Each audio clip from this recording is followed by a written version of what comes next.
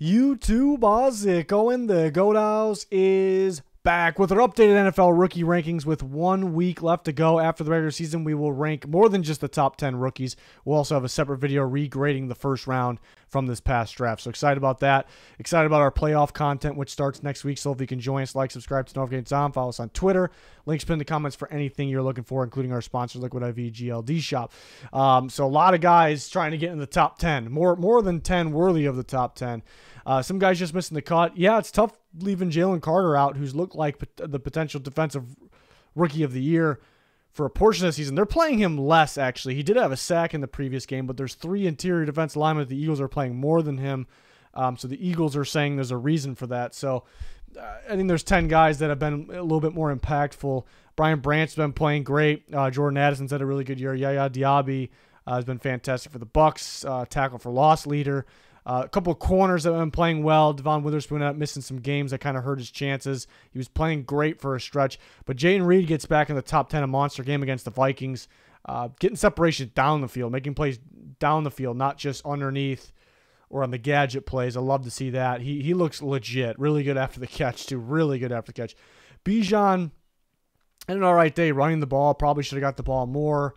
I think he's capable of more. The ball security thing could be better as well. But Kobe Turner, how about him? You don't hear his name pop up a whole lot. Rams rookie he's leading the rookies in sacks, which has been fantastic. Getting interior pressure. Again, not being talked about enough probably. He's been, it helps that he's playing next to Aaron Donald, but he had a monster game against the Giants, 2.5 sacks. Was a key for their defense, getting enough stops in that game. So he is at number 8 on the list. First time he's in the top 10 this year. Next group of guys, Will Anderson, another monster game for the Texans, 2 sacks against the Titans, and the Titans offense couldn't do much of anything. I think Anderson's win percentage, the amount of times he beats the tackles, are better than his actual stats, like your general stats. But those are starting to look good, too, now. He's really racking up the sacks on the year. He's been key for that Texans defense. Zay Flowers at 6. Another really good game. Had a long touchdown.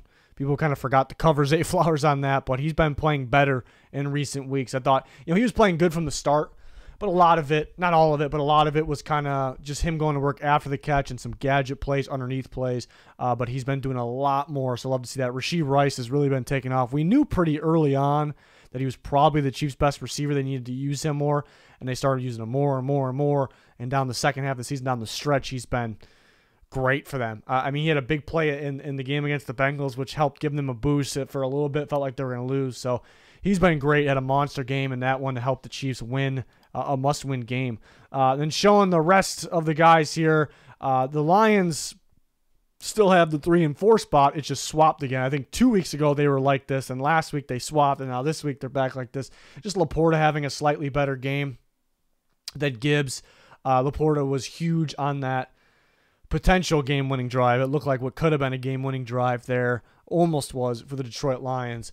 Obviously, he's been great. And then the battle for 1 and 2, it's an interesting battle with 1 week left to go between Puka Nacua and C.J. Stroud. And we had this 1 and 2, like how it is last week. We're going to keep it because Puka Nacua was a monster in that Giants game.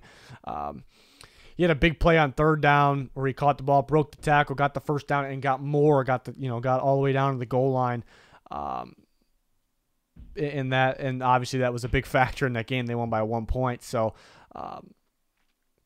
hard to move them from that one spot. CJ Stroud gets back in there. They dominate the game. They win. Now it's a battle, and either one can get number 1. The Texans play the Colts on Saturday night. It's just how big that game is. If CJ Stroud just plays well, doesn't need to play great, just plays well, and the Texans win that game, that could be enough to get him to that 1 spot. But what Puka Nacua does matters as well. So we'll see.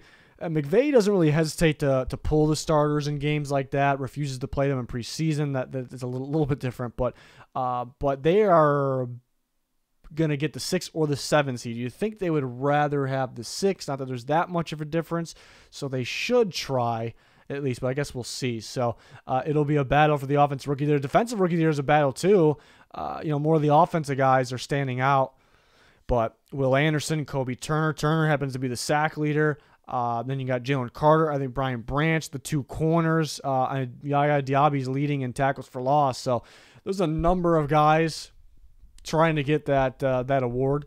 So we'll see. It's the last week, and we do have playoffs, but last week should be a lot of fun to see what happens. Not only just who makes the playoffs, who doesn't, but for players and rookies and award races. So should be a lot of fun here. We'll have you covered with the Week 18 content, and next week we got playoff content, playoff coverage, a little bit different type of content than the regular season, and some of the same. So I'm always excited for just a little bit different stuff and just for the real time, the real football, the most important time of the year. So hopefully you join us for all that.